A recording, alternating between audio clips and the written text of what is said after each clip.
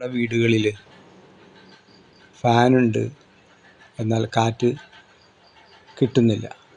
Fan പമ്പരം പോലെ കറങ്ങുന്നു, പക്ഷേ കാറ്റ് താഴേക്ക് കിട്ടുന്നില്ല. രണ്ടാമത്തെ പ്രശ്നം, ഫാൻ കറങ്ങുന്നുണ്ട്, പക്ഷേ വളരെ സ്ലോ ആണ്. ഈ ഫാൻ വളരെ സ്ലോയിൽ കറങ്ങുകയാണെങ്കിൽ ഫാനിൻ്റെ മുകളിൽ ഒരു കപ്പാസിറ്റർ ഉണ്ട്, 2.5 MFD എന്ന് എഴുതിയിട്ടുണ്ടാകും. ആ കപ്പാസിറ്റർ മേടിച്ച് നമ്മൾ മാറ്റിക്കഴിഞ്ഞാൽ ഫാനിൻ്റെ സ്പീഡ് ശരിയാവും. പിന്നെ ഫാൻ പമ്പരം പോലെ കറങ്ങും. പിന്നെ പമ്പരം പോലെ ഫാൻ കറങ്ങുന്നു, പക്ഷേ കാറ്റ് താഴേക്ക് കിട്ടുന്നില്ല. അതിനുള്ള മാർഗം എന്ന് വെച്ച് കഴിഞ്ഞാൽ, നമ്മൾ ഈ ഫാൻ നോക്കിക്കഴിയുമ്പോൾ ഈ ഫാന് ഒരു ബെൻഡ് ഉണ്ടാവും, ഒരു ചെരിവ്.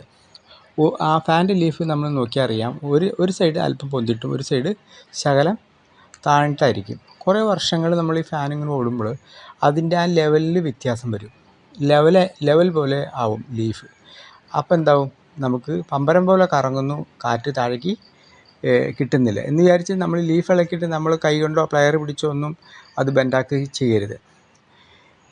ഇനി അതെങ്ങനെ കാറ്റ് താഴേക്ക് കിട്ടാനുള്ള മാർഗം എന്ന് പറഞ്ഞാൽ,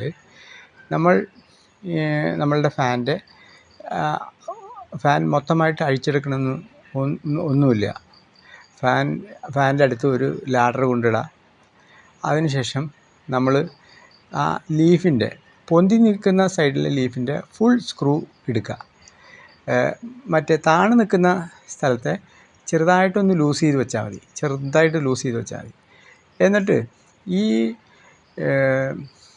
പൊന്തി നിൽക്കുന്ന സ്ക്രൂവിൻ്റെ മുകളിൽ, ഫാനിൻ്റെ സ്ക്രൂവിൻ്റെ മുകളിൽ 2 വാഷറുണ്ടാവും. ഈ വാഷറ് നമ്മൾ ആദ്യം അത് പൊന്തി നിൽക്കുന്നതിൻ്റെ സ്ക്രൂവിനോട് അറ്റാച്ച് ചെയ്ത് മുകളിലായിരുന്നു.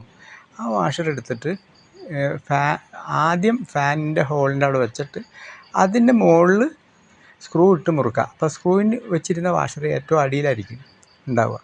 ഇങ്ങനെ 3 ലീഫും നമ്മൾ ചെയ്യുക.